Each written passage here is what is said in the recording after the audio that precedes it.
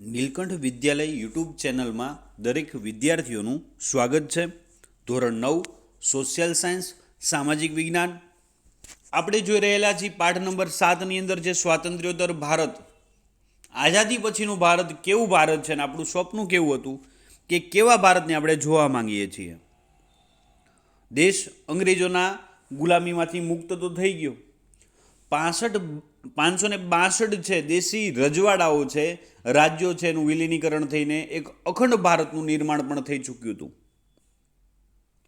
ત્યાર પછી જેમ જેમ છે ને, જ્યારે ભારત દેશને આઝાદ કરાવવા માટે હિન્દુ, મુસ્લિમ, શીખ, ઈસાઈ બધા જ લોકો ભેગા મળીને છે હું એક ભારતીય છું એવી ભાવનાથી બધા જ લોકોએ જ્યારે પોતાનું યોગદાન આપીને છે કે એક હિન્દુએ પણ પોતાનું છે યોગદાન આપ્યું છે, એક મુસ્લિમ છે, શીખ છે, ઈસાઈ છે, કોઈ પણ કેમ નથી, દરેક ધર્મના, જાતિ, જ્ઞાતિ, કોઈ પણ ભેદભાવ વગર બધાએ સાથે મળીને દેશને આઝાદ કરાવ્યો. અને ત્યાર પછી છે એ નવા ઘણા બધા પ્રશ્નો છે જેનું છે એ આપણી સામે એ ઉપસ્થિત થયા.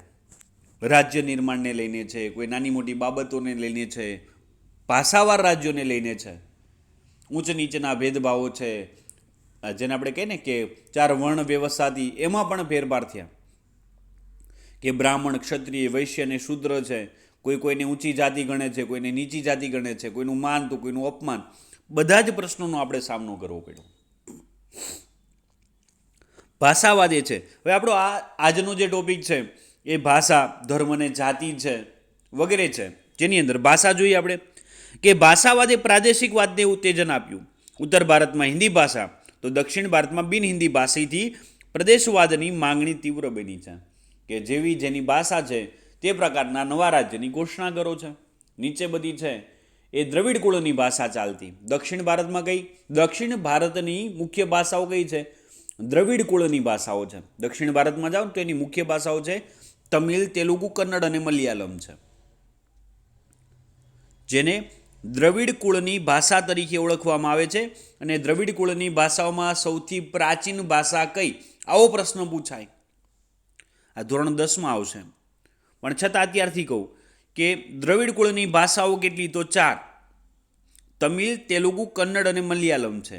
એમાં પણ સૌથી જૂનામાં જૂની ભાષા કે પ્રાચીનતમ ભાષા કઈ છે? તો તમિલ છે. દ્રવિડ કુળની છે તમિલ, તેલુગુ, કન્નડ અને મલયાલમ. આ તમિલ સૌથી જૂની છે અને જે દક્ષિણ ભારતની મુખ્ય ભાષાઓમાં તે ભાષાઓ બોલાય છે. આમાં આપણને કોઈ શંકા નથી કે આપણે કોઈ રાષ્ટ્રીય ભાષાની અંદર હિન્દી છે કે રાજ્ય ભાષામાં જુદી જુદી ભાષાઓનો આપણે સમાવેશ કરીએ છીએ,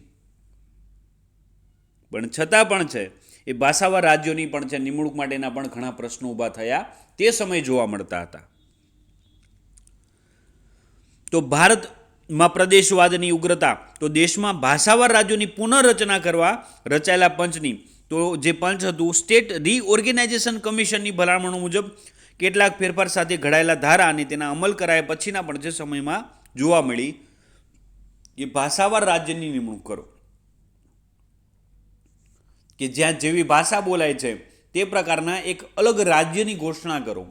હવે એ તો શક્ય નહોતું કે એક જ વિસ્તારમાં રહેતા વ્યક્તિઓ છે, ચાલો એક જ વ્યક્તિ, આપણે આપણા વિસ્તારમાં જોઈએ તો તમે જો પ્રાદેશિક ભાષા જુદી જુદી, કોઈ હિન્દી બોલે, કોઈ ઇંગ્લિશ બોલે, કોઈ ગુજરાતી બોલે, તો ઘણા બધા લોકો એક પ્રદેશમાં અલગ અલગ ભાષા ધરાવતા વ્યક્તિઓ પણ હોય. તો હવે એનું કેવી રીતના છે અલગ ભાષા કે અલગ રાજ્યમાં નિમણૂક કરવું? આવા ઘણા પ્રશ્નો આપણી સામે જે ઉપલબ્ધ તે સમય હતા કે દરેક પ્રદેશમાં એક જ બોલી કે ભાષા બોલનાર વ્યક્તિઓ એવું શક્ય નથી.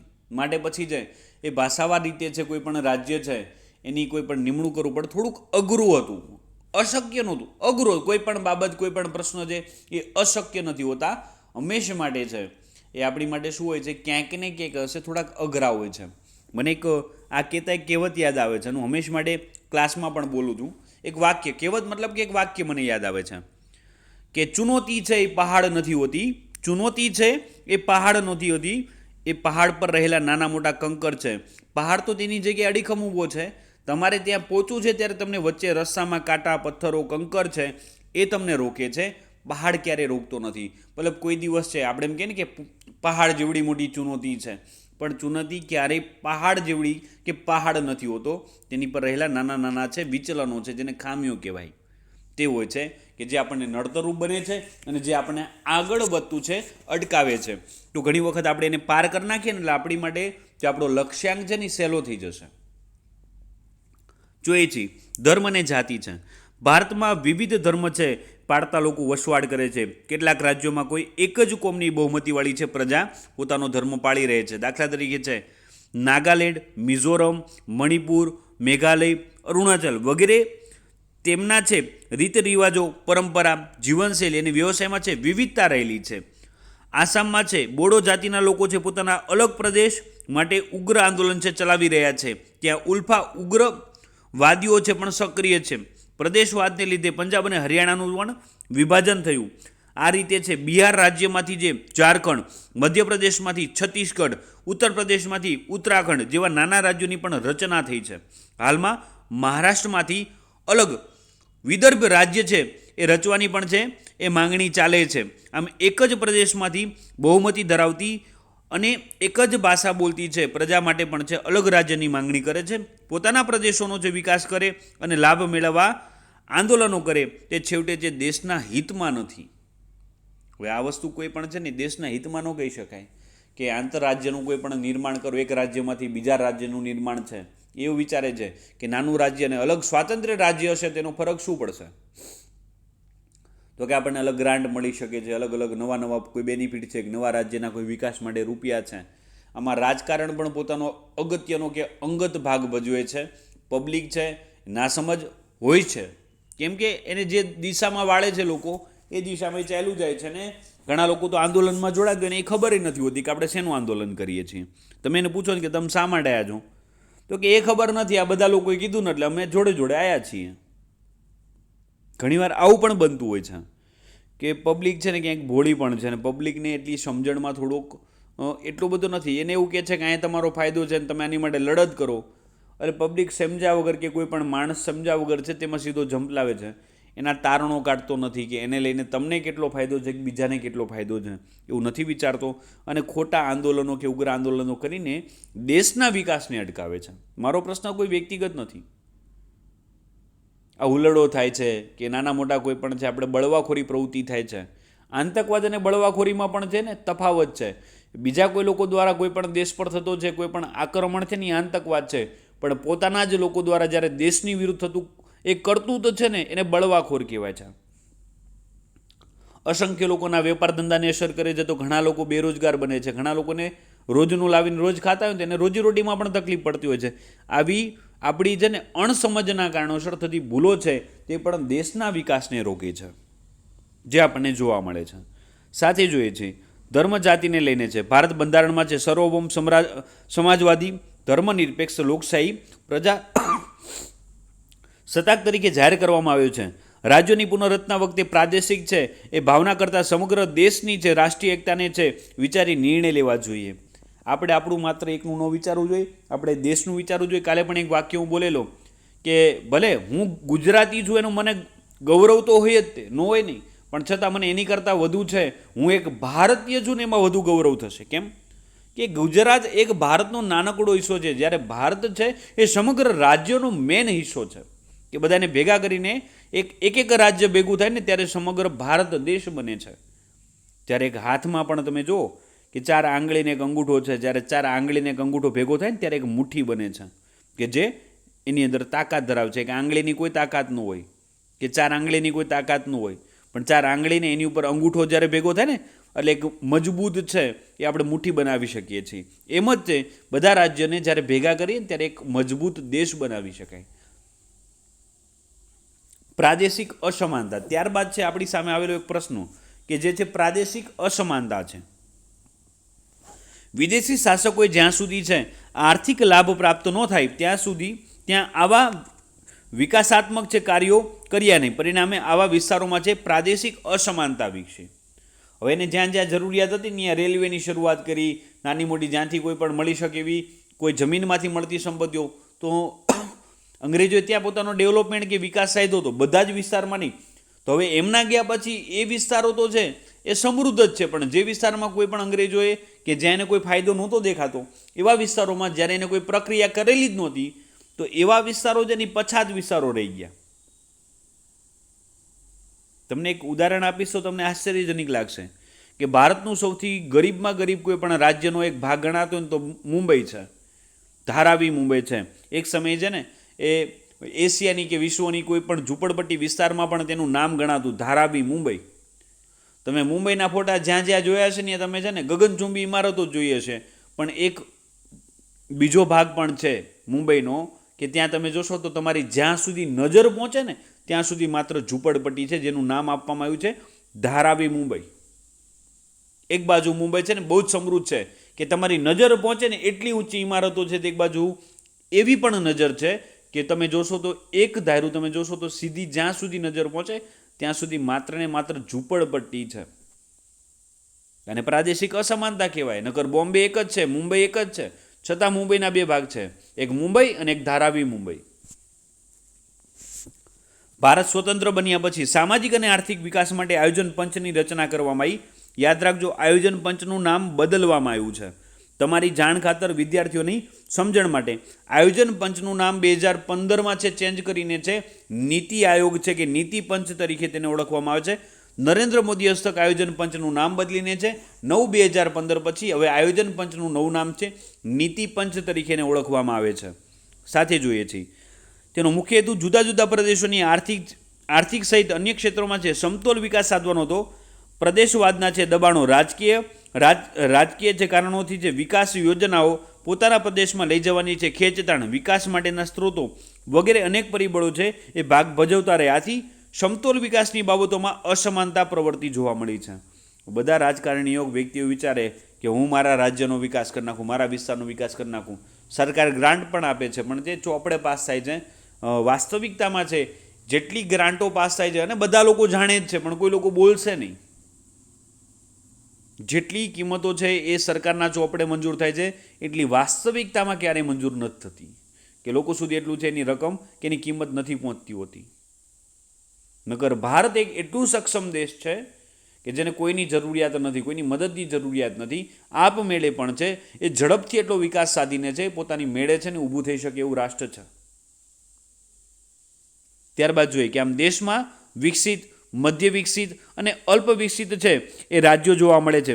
કેટલાક રાજ્યોના આંતરિક પ્રાદેશિક વિકાસમાં પણ છે અસમાનતા જોવા મળી છે. દાખલા તરીકે મહારાષ્ટ્ર રાજ્ય છે એ વિકસિત કક્ષામાં આવે છે, પરંતુ વિદર્ભ અને છે મરાઠા જેવા વિસ્તારો છે એ પછાત છે. મેં તમને મહારાષ્ટ્રનું ઉદાહરણ આપ્યું, જો એ જ ઉદાહરણ અહીં પાછું આવે છે કે અમુક વિસ્તાર એવા છે જે હજી પણ સાવ ઝૂંપડપટ્ટી છે.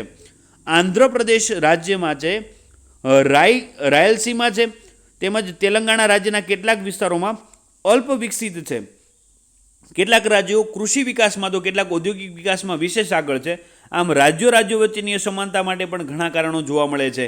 તેમાંથી પ્રદેશવાદ જન્મે છે. બે પાડોશી રાજ્યો છે એ પાડોશી રાજ્યો ભારતના જ હોય પણ સરહદી જમીન સંબંધમાં વિવાદ ચાલી રહ્યા છે. દાખલા તરીકે મહારાષ્ટ્ર અને કર્ણાટક રાજ્ય વચ્ચે અને પંજાબ અને હરિયાણા રાજ્યોની સરહદ માટેની છે એ જમીનમાં વિવાદ ચાલી રહ્યા છે કે ભાઈ કયો ભાગ કોનો છે કે કેટલી જમીન કોના ભાગમાં આવે છે. આ પ્રશ્નો હજી પણ છે આપણી માટે એક ચિંતાજનક પ્રશ્નો છે. અને હું એવું માનું છું કે રાષ્ટ્ર એક છે, રાષ્ટ્ર માટેની આપણી ભાવના એક છે, તો પછી શા માટે છે એને લઈને છે અલગ અલગ પ્રશ્નો દર વખતે ઊભા કરવા. કોઈ પણ પ્રદેશની ભૂમિ ઉપર છે જળની વહેંચણી, ખનિજ, જળ ઔદ્યોગિક છે, ઔદ્યોગિક કાચો માલ, કૃષિ ક્ષેત્રની જે અનુકૂળતા પ્રમાણે છે લાભ પોતાને મળે તેવી સંકુચિત મનોવૃત્તિ કેટલીક જગ્યાએ છે જોવા મળે છે. આ પ્રદેશવાદ કે પ્રાદેશિકતાની છે સંકુચિત ભાવનાના છે નજીવા સ્વાર્થ કે મહત્વાકાંક્ષાને લીધે રાષ્ટ્રીય એકતાને નુકસાન પહોંચે છે. દેશ સ્વતંત્ર બન્યા પછી પણ પ્રદેશ કરતાં છે રાષ્ટ્રનું સ્થાન છે ઊંચું છે તે સ્વીકારી રાષ્ટ્રભાવનાનો વિકાસ છે વધારી રાષ્ટ્રની ગરિમા સ્થાન ઊંચું રહે તે જળવાઈ રહે તેવા ઉપાયો કરવા જોઈએ, પણ આપણા દેશમાં નથી થયા. દરેક વ્યક્તિ એવું જ વિચારે છે કે મારા રાષ્ટ્રનું કે મારા રાજ્યનો છે વિકાસ થાય, નહીં કે સંપૂર્ણ રાષ્ટ્ર કે રાજ્યનો વિકાસ થાય. બધા એક જ વસ્તુ લઈને બેઠા છે કે ભાઈ ગમે તેમ કરો, અમારા રાષ્ટ્રનો કે રાજ્યનો વિકાસ થવો જોઈએ, અમારા કોઈ પણ પ્રમાણનો ફેરફાર છે કે મને મળવું જોઈએ, બીજાને મળવું જ મળે ને ઘર કંઈ નહીં. આ પ્રવૃત્તિ છે આપણને જોવા મળે છે. નવો પ્રશ્ન આપણી સામે છે વિજ્ઞાન અને ટેકનોલોજીને લગતો છે. તો વિજ્ઞાન ટેકનોલોજીમાં જોવા જઈએ તો આપણને ખબર છે વિશ્વના છે અન્ય વિકાસશીલ દેશોની તુલનામાં જો વિકાસશીલ અને વિકસિત બે પ્રકારના દેશ આવે. તો વિકાસશીલ શેને કહેવાય અને વિકસિત શેને કહેવાય, તો પહેલાં હું તમને એની સ્પષ્ટ માહિતી આપું જે દેશનો વિકાસ થઈ ચૂક્યો છે એને વિકસિત કહેવાય છે, ને જે દેશનો વિકાસ થઈ રહ્યો છે તેને વિકાસશીલ દેશ તરીકે ઓળખવામાં આવે છે. તુલનામાં ભારતે છેલ્લી અડધી સદી એટલે 50 વર્ષમાં છે ટેકનોલોજીના વિકાસ ક્ષેત્રે પણ જે સિદ્ધિઓ મેળવી છે તે અતિ વિકસિત દેશોની છે બરાબરી કરી શકે તેવું કહી શકાય છે. મર્યાદિત અને અલ્પ સાધનો, સાક્ષરતાનું ઓછું પ્રમાણ, સાક્ષરતા એટલે શાળા કોલેજે જવા યોગ્ય વિદ્યાર્થીઓમાંથી શાળા કોલેજે જતા વિદ્યાર્થીઓનું પ્રમાણ, જેને સાક્ષરતાનું પ્રમાણ કહેવાય. બીજી ભાષામાં કહ્યું સાક્ષર કોને કહેવાય? કે જેને પોતાની કોઈ પણ ભાષા છે કે પોતાની માન્યતા પ્રાપ્ત ભાષાઓ છે એ વાંચતા લખતા ને બોલતા આવડતું હોય તો એ વ્યક્તિને પણ સાક્ષર કહી શકાય છે, નિરક્ષર ન કહી શકાય. નિરક્ષર જેનું બીજું નામ છે અભણ, પણ એની માટે મુખ્ય શબ્દ વપરાય છે નિરક્ષક છે, જેની માટે છે સાક્ષરતાનું ઓછું પ્રમાણ. આ બાબતોમાં છે પરિપ્રેક્ષ્યમાં જે ભારતનો વિજ્ઞાન ટેકનોલોજી ક્ષેત્રમાં છે વિકાસ નોંધપાત્ર ગણાય છે. સ્વતંત્રતા પછી ભારતનું નેતૃત્વ જે કરનાર મહાનુભાવો અને વિવિધ વિદ્વાનો છે વૈજ્ઞાનિકો જેવા કે ડૉક્ટર હોમી ભાભા, ડૉક્ટર રાજા રામન્ના, વિક્રમ સારાભાઈ છે, ડૉક્ટર સીવી રામન તથા એન્જિનિયરિંગ ક્ષેત્રમાં છે સર એમ છે વિશ્વેશ્વરૈયા છે, સામ પિત્રોડા, એપીજે અબ્દુલ કલામ, ભારતના પૂર્વ રાષ્ટ્રપતિ તથા મેટ્રો રેલ પ્રોજેક્ટના છે સફળ બનાવનાર છે શ્રી ધરન છે, તથા આવા વૈજ્ઞાનિક એન્જિનિયરો ટેકનોકેટો વગેરેનું છે પ્રદાન નોંધપાત્ર ગણાય. આવી પ્રવૃત્તિઓ માટેની છે સંસ્થાઓ જેવી કે છે ઇન્ડિયન ઇન્સ્ટિટ્યૂટ ઓફ સાયન્સીઝ છે, ઇન્ડિયન ઇન્સ્ટિટ્યૂટ ઓફ ટેકનોલોજી છે જેને આપણે આઈટી કહીએ છીએ, Indian Space Research Organisation ISRO, Physical Research Laboratory સહિત ઘણી સંસ્થાઓ છે એ ગણી શકાય. જે ભારતમાં મહિલાઓનું પણ આ ક્ષેત્રે છે નોંધપાત્ર પ્રદાન રહ્યું છે, જે નીચે પ્રમાણે આપણે કહી શકાય છે કે જે મહિલાઓનું પ્રદાન શું રહેલું છે. આપણા દેશમાં હાલમાં પણ અમદાવાદ ગુજરાતની અંદર છે મુખ્ય સ્થળ ગણી શકાય, અને 2 ઇન્સ્ટિટ્યૂટ છે આઈઆઈએમ અને આઈઆઈટી છે, Indian Institute of technology, Indian Institute of જે આઈઆઈએમમાં છે મેનેજમેન્ટ છે, Indian Institute of management, Indian Institute of Technology છે, જે સફળ છે કોઈ બે સંસ્થા છે કે જેમાં છે પોતાનું કારકિર્દી ફ્યુચર છે સારું છે એ વિદ્યાર્થીઓ બનાવી શકે છે. વિજ્ઞાન અને ટેકનોલોજી ક્ષેત્રે મહિલાઓનું પ્રદાન તો છે જાનકી અમ્મા છે વનસ્પતિ ક્ષેત્રની અંદર, અસીમા ચેટર્જી છે એ રસાયણશાસ્ત્રમાં છે, ડૉક્ટર ઇન્દ્રા આહુજા છે જે તબીબીમાં છે, શકુંતલા દેવી છે ગણિતશાસ્ત્રમાં છે, માનવ સંકરણમાં છે, કલ્પના ચાવલા અવકાશ ક્ષેત્રે, સુનિતા વિલિયમ્સ અવકાશ ક્ષેત્રે છે. હા, ભારતની પ્રથમ મહિલા છે. એવા 2 પ્રશ્નો આપણી માટે કન્ફ્યુઝન હજી પણ છે. આ 2 લઈને 5 અને 6 નંબરમાં કન્ફ્યુઝન પેદા કરે છે કે સૌપ્રથમ અવકાશની અંદર જનાર પ્રથમ ભારતની મહિલા યાદ રાખજો. સૌથી પ્રથમ જનાર વ્યક્તિ તો છે રાકેશ શર્મા હતા, પણ ભારતનું પ્રથમ વ્યક્તિ છે માં મહિલા પૂછે તો કલ્પના ચાવલા છે, અને સફળ પરીક્ષણ કરીને પાછી આવનાર પ્રથમ મહિલા પૂછે તો સુનિતા વિલિયમ્સનું નામ છે આવે છે, જે સુનિતા વિલિયમ્સ પોતે ગુજરાતના પણ છે, જે ગુજરાતનું પણ એક ગૌરવ વધારે છે એવું કેવું હોય તો કહી શકાય છે. આ ઉપરાંત વિવિધ ક્ષેત્રોમાં મહિલાઓનું પ્રદાન છે અભૂતપૂર્વ રહ્યું છે. તેમણે રાષ્ટ્રીય છે વિકાસમાં મહત્વપૂર્ણ યોગદાન આપ્યું છે. સ્વતંત્રતા વખતે છે અનાજ માટે છે પરાવલંબી રહેતા આપણા દેશમાં છે આઝાદી પછી નોંધપાત્ર વસ્તી વધારો થતા છે કૃષિ ક્ષેત્રે ભારતમાં થયેલી હરિયાળી ક્રાંતિ 1966માં પરિણામે અને તેનો લાભ મેળવ્યો તો ઉત્તર પ્રદેશ, પંજાબ, હરિયાણા અને ઉત્તર પ્રદેશ મુખ્ય 3 રાજ્યોને છે શરૂઆતમાં છે તેનો લાભ મળેલો જોવા મળે છે. 60ના દશકામાં અને 66ની સાલમાં છે હરિયાળી ક્રાંતિ થયેલી જોવા મળે છે. અને યોજના કહો તો પંચવર્ષીય યોજના મતલબ ચોથી પંચવર્ષીય યોજનાની શરૂઆતમાં ભારત દેશની અંદર હરિયાળી ક્રાંતિ થઈ છે. સ્વાવલંબન અને પરાવલંબન એટલે શું? સ્વાવલંબન માટે એવું કહી શકાય કે જ્યારે પોતાની પર આધાર રાખતો તો એ સ્વાવલંબન છે, જ્યારે બીજા પર આધાર રાખવો પડે છે તો એને પરાવલંબન કહી શકાય છે. આ એક વિજ્ઞાનનો પ્રશ્ન છે. બહુહેતુક બંધો બાંધવા મતલબ આપણે જે નાની મોટી સિંચાઈની યોજનાઓ છે, જળાશયો, પછી નહેરો છે, જળ સંચય ઉપરાંત કૃષિ વૈજ્ઞાનિક અને છે એ કૃષિ ક્ષેત્રે જે કાર્યરત ટેકનોલોજીનો ઉપયોગ તથા જે કૃષિ યુનિવર્સિટીઓની એ સ્થાપના થવાથી સતત થઈ રહેલા છે સંશોધનો પણ ભારતના છે ઈશાનો મહત્વનો એક ભાગ બને છે. કૃષિ યુનિવર્સિટીની વાત થાય છે માટે હું ગુજરાતના વિદ્યાર્થીઓ જો માટે ગુજરાત માટે કહું છું કે આપણા વિસ્તાર માટે કે ભારતની છે સૌથી સારી કે ગુજરાતની સૌથી મોટી કૃષિ યુનિવર્સિટી દાંતીવાડામાં આવેલી છે. કૃષિ યુનિવર્સિટી છે એ દાંતીવાડામાં છે અને ત્યાં છે કૃષિને લગતી છે સંશોધન કે પ્રતિવિધિ કે ગતિવિધિઓ છે ત્યાંથી થતી હોય છે. પરમાણુ વિજ્ઞાન ટેકનોલોજીમાં છે શાંતિમય ઉપયોગ કરો અને તે માટેની સંશોધન સંસ્થાઓ અને પ્રયોગશાળાની પણ છે એ નોંધ લેવી ઘટે. ભાભા પરમાણુ ક્ષેત્ર સંશોધન ઉપરાંત વૈજ્ઞાનિક, એન્જિનિયરો અને ટેકનિકેટોના છે સંયુક્ત છે પુરુષાર્થ વડે બાંધવામાં આવેલ પરમાણુ મથકો દ્વારા છે ઉર્જાની છે માંગને પહોંચી વળવા આપણે છે સફળ રહ્યા છીએ. એટલું જ નહીં, સંરક્ષણ માટે રાજસ્થાનના પોખરણમાં 2 વખત કરવામાં આવેલું છે અણુ ધડાકાની નોંધ પણ વિશ્વએ લેવી પડી છે કે આપણે છે અણુ પરીક્ષણ કરેલું અને ત્યારબાદ છે આપણે પણ વિશ્વની હરોળમાં એક શક્તિશાળી દેશ તરીકે છે ને ઊભા રહી શક્યા. આના અગાઉના લેક્ચરમાં પણ છે આપણે જ્યારે પાઠ નંબર ભણતા હતા 6ની અંદર ત્યારે મેં ચર્ચા કરેલી કે ભાઈ ભારતમાં પણ છે અટલ બિહારી વાજપેયી અને એપીજે અબ્દુલ કલામના નેતૃત્વ નીચે છે આપણે જ્યારે અણુ પરમાણુ પરીક્ષણ કર્યું અને જ્યારે વિશ્વની છે ને આપણે નીંદ ઉડાડી દીધી હતી કે ભાઈ ના, ભારત પણ છે એક શક્તિશાળી દેશ છે, આપણે એવું સાબિત પણ તે સમય કરેલું. સાથે જોઈએ છીએ અવકાશ સંશોધન ક્ષેત્રે ભારતે બાહ્ય અવકાશમાં છે ઉપગ્રહો છે છોડવા માટે વિશિષ્ટ છે પ્રકારના GSLV છે. ત્યારબાદ છે ઉપરાંત છે આપણે છે છોડેલા ઉપગ્રહોમાં છે આર્યભટ્ટ 75માં, ભાસ્કર 1979માં, રોહિણી છે 1979માં છે, પછી PSLV છે અને છેલ્લે મંગળ ગ્રહ ઉપર છે પહોંચવા સુધીનું છે અભિયાન. આ ક્રમશઃ ઉપગ્રહો છે છોડવામાં સંપૂર્ણ છે સ્વાવલંબન અને એક અનેરી સિદ્ધિ ગણાય છે. આ સિદ્ધિ માટે જે ભારતીય સંસ્થાઓમાં ઈસરોની ભૂમિકા છે એ નોંધપાત્ર રહી છે. એટલું જ નહીં, વૈશ્વિક કક્ષાની છે તથા આંતરરાષ્ટ્રીય સ્તરની સંસ્થાઓમાં છે ભારતીય વૈજ્ઞાનિકો વગેરેનું પ્રદાન છે પણ નોંધપાત્ર જોવા મળે છે.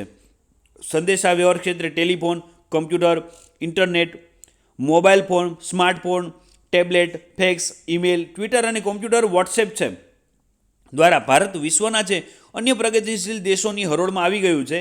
વહીવટી તંત્રમાં કોમ્પ્યુટરનો વધતો જતો ઉપયોગ છે પરોક્ષ રીતે છે પર્યાવરણ રક્ષણ માટે તથા કાર્બન ક્રેડિટ છે આપવામાં પણ સફળ રહે છે.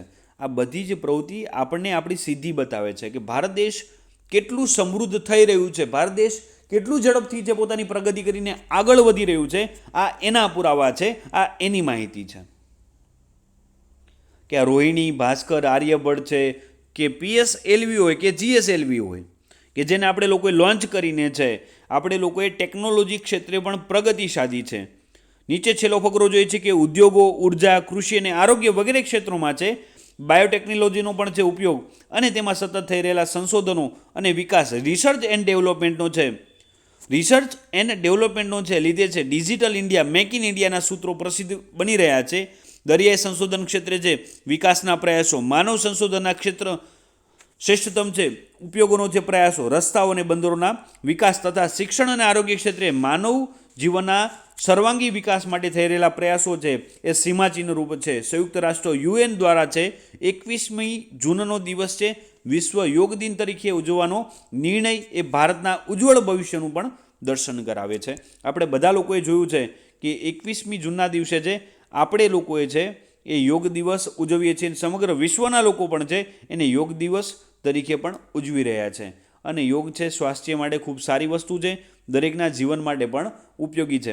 આજના દિવસે છે આ પાઠ અહીંયા પૂર્ણ થાય છે કે આપણે જે પણ પાઠ નંબર ભણી રહ્યા છીએ જે પાઠ છે ઉપરના બધા પાઠોની માહિતી છે અહીંથી પૂરી થતી આપણને જોવા મળે છે. છતાં પણ છે એક વખત ફરી વખત છે આ ટોપિકને લઈને ચર્ચા જોઈએ તો આપણને એટલો ખ્યાલ આવશે કે સ્વાતંત્ર્યોત્તર ભારતમાં ભારત દેશની આઝાદી પછી 562 એક વખત ખાલી એક ઝલક જોઈ લો કે 562 રજવાડાઓનું છે એકીકરણનું જે સંપૂર્ણ છે કામ છે એ સરદાર વલ્લભભાઈ પટેલે પોતાના નેતૃત્વ નીચે લઈને છે શરૂઆતમાં 559 રજવાડાઓનું એકીકરણ થયું. ત્યારબાદ છે 3 બાકી રહેતા રજવાડાઓ છે હૈદરાબાદ છે, જુનાગઢ છે અને કાશ્મીર છે જેને પણ છે પોતાના નેતૃત્વ નીચે લઈને છે 562 રજવાડાઓનું એકીકરણ કરીને અખંડ ભારતના નવનિર્માણની શરૂઆત સરદાર વલ્લભભાઈ પટેલના નેતૃત્વ નીચે ભારતમાં થયેલી જોવા મળી.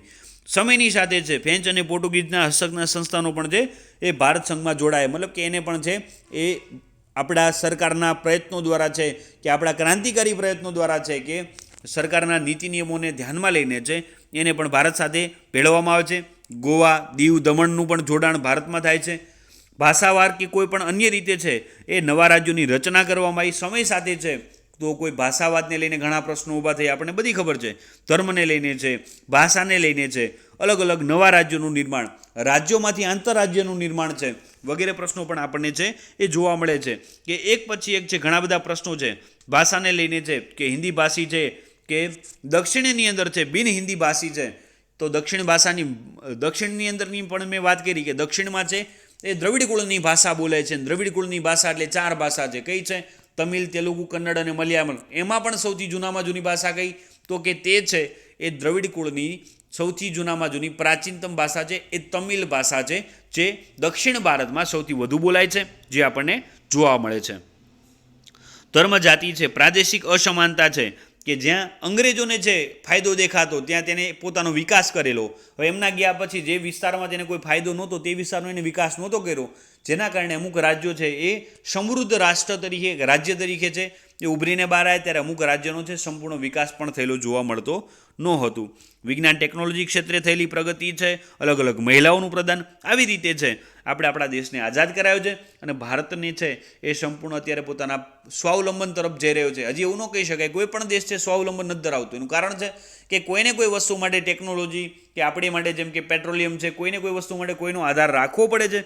માટે એવું નથી કહી શકાતું કે ચાલો કોઈ પણ દેશ છે એ સંપૂર્ણ સ્વાવલંબન ધરાવે છે, એને કોઈકનો આધાર જોઈએ જ તે. આપણે બી છીએ તો આપણે પણ છે કોઈને કોઈ વ્યક્તિની મદદ વગર ઉપર જવું કે આગળ જવું પણ થોડુંક અશક્ય જેવું છે, કે અશક્ય તો ન કહી શકાય પણ થોડુંક કઠિન છે એવું કહી શકાય.